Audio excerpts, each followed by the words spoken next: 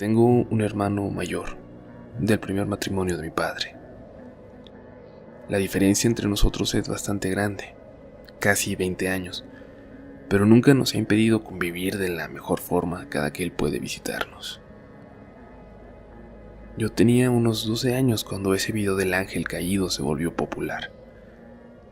En la escuela, todos los amigos lo comentaban, y por correo empezaron a compartirlo hasta que todos en el salón hablábamos de él.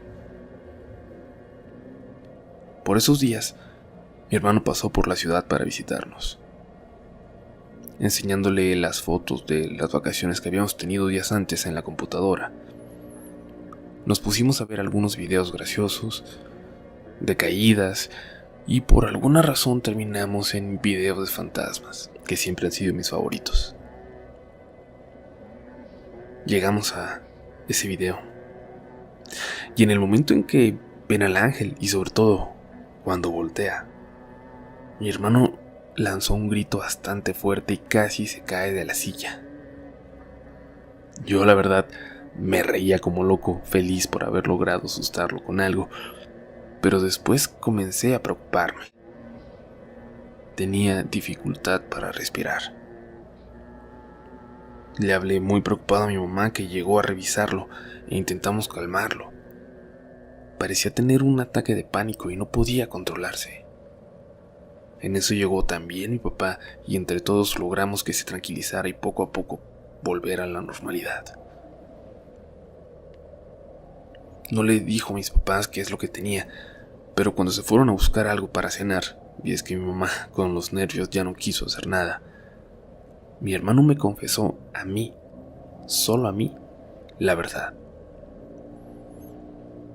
El ángel en el video, la situación incluso, era macabramente similar a una experiencia que él había tenido cuando estaba en la prepa. Antes de enviarles esta historia a ustedes, hablé con él. No solo me dio permiso de compartirlo en este canal, también me contó más detalles sobre este encuentro. Él tenía 16 años cumplidos cuando tuvo que cambiar de escuela, debido a ciertos problemas en su primera preparatoria. Ahí rápidamente se hizo amigo de Eduardo, un chico con el que compartía muchas aficiones y gustos y quien lo integró a su grupo de amigos. Este grupo incluía a algunos chicos de universidad, todos con gran afición por el rappel, hiking, acampar y todo este tipo de actividades que te ponen en contacto con la naturaleza. Para él fue un gran cambio de su anterior grupo de amigos y su mamá se entusiasmó con este nuevo interés en este tipo de cosas, así que no tuvo problemas con permitirle ir a acampar con sus nuevos amigos. Todo parecía ir saliendo perfecto, hasta que en uno de esos viajes al bosque pasó algo que lo cambiaría para siempre. No era la primera vez que iban a ese lugar, a unas 2 horas de la ciudad, y tampoco estaba tan solitario. Era un bosque espeso pero con algunos claros, ideales para acampar. En esta ocasión, sin embargo, el grupo de 6 amigos no encontró a ningún otro campista alrededor. Dejaron la camioneta y se adentraron en el bosque unos 40 minutos para instalar después las casas de campaña. Nadie, ni un ruido alrededor. La noche llegó y se escuchaba un coyote a lo lejos. Prepararon café en la fogata y se pusieron a platicar. Alejandra, la única chica que iba en esa ocasión, se alejó para ir al baño. Los demás siguieron platicando. Nadie se preocupaba porque ella era de las más experimentadas de todo el grupo, pero el aullido de un coyote muy cerca del campamento los hizo alertarse. Y luego una especie de chillido, seguido de un sonido de algo moviéndose a toda velocidad entre los árboles alrededor. Comenzaron a llamar a Alejandra, pero no respondió. Tomaron sus lámparas y comenzaron a buscar en los alrededores. Mi hermano buscaba junto a su amigo Eduardo, quien estaba muy preocupado, Y es que aunque Alejandra era novia de uno de los amigos más grandes, al parecer Eduardo siempre había estado enamorado de ella de una forma platónica. Gritaban su nombre y buscaban, y los dos coincidieron en ver algo moverse a unos 30 o 40 metros en la oscuridad. Una silueta. Siguieron caminando, intentando alcanzarla, pero se habían salido del sendero. Estaban ya entre los árboles más espesos, y cuando miraron atrás, supieron que ya les sería muy difícil regresar por el mismo camino. Tenían que seguir esa silueta, darse por vencidos en su búsqueda o tratar de encontrar un sendero y ver si ese los llevaba de vuelta al campamento. Mi hermano intentó razonar con Eduardo, hacerlo volver, pero él siguió adelante sin discutirlo. Y mi hermano sabía que era el peor momento para separarse, así que también continuó. Unos momentos después, Eduardo se detuvo al frente y se hizo hacia atrás alterado, chocando con mi hermano. «Pisé algo ahí», le dijo, dirigiendo la luz de su lámpara al suelo. Había muchas plumas tiradas llenas de sangre, las cuales llevaban 1 metro delante al cadáver de un enorme búho, o eso parecía ser, mordido en el pecho y parte de la cabeza. Les pareció extrañísimo, pues no son animales que suelan sucumbir ante depredadores, y menos en la tierra. Y algo en esa escena hizo salir a Eduardo de ese extraño shock en el que estaba. «Tenemos que regresar», le dijo mi hermano, y comenzó a correr por donde habían venido, en una vegetación tan espesa que apenas los dejaba avanzar. Mi hermano intentaba seguirle el paso, pero no era tan ágil y su linterna iluminaba muy poco.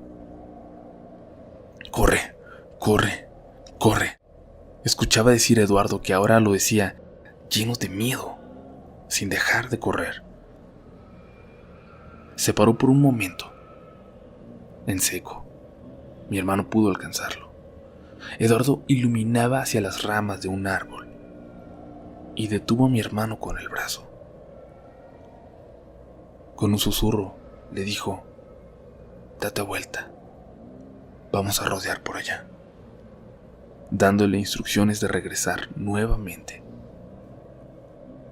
Lo hicieron muy despacio y mi hermano estaba completamente confundido por cómo se estaba comportando Eduardo. Era como si estuviera drogado o alucinando, pero no era para nada parte de la personalidad que él conocía de su amigo. Siempre relajado, siempre en control. «Ya, en serio, si es una broma, ya estuvo. ¿Qué te pasa?», le preguntó. «¿No lo viste?», le respondió Eduardo sorprendido. «¿Qué? ¿No vi qué?». Antes de que mi hermano pudiera terminar esta pregunta, Eduardo lo tomó de la mano y lo hizo volver metros atrás, al árbol que estaba iluminando momentos antes. Lo señaló con la linterna y le dijo: «Espera, aquí estaba». Y empezó a recorrer el lugar con su lámpara. Mi hermano hizo lo mismo sin saber lo que buscaba, recorriendo poco a poco el lugar con la luz débil de su linterna, hasta que llegó a él, sintiendo cómo toda la sangre se le amontonaba en la cabeza por el miedo y la confusión. Frente a él estaba lo que parecía ser un hombre calvo, desnudo, enorme, sentado en cuclillas en el piso, mirando solamente hacia el frente. Mi hermano jura que podía escuchar un llanto que parecía salir del hombre, pero que llenaba el bosque por completo. Cuando este hombre volteó rápidamente y se lanzó hacia él, mi hermano asegura que pudo ver algo que salía de la espalda. 2 huesos, con movimiento. Recuerda el grito de Eduardo. Recuerda que los dos comenzaron a correr como locos. Y luego todo se fue a negros. Y lo siguiente que recuerda es la voz de otro de los chicos cuando los encontraron un rato más tarde. Mi hermano se había desmayado en algún momento, pero afortunadamente ya no estaban lejos del campamento. y los demás pudieron escuchar que se aproximaban.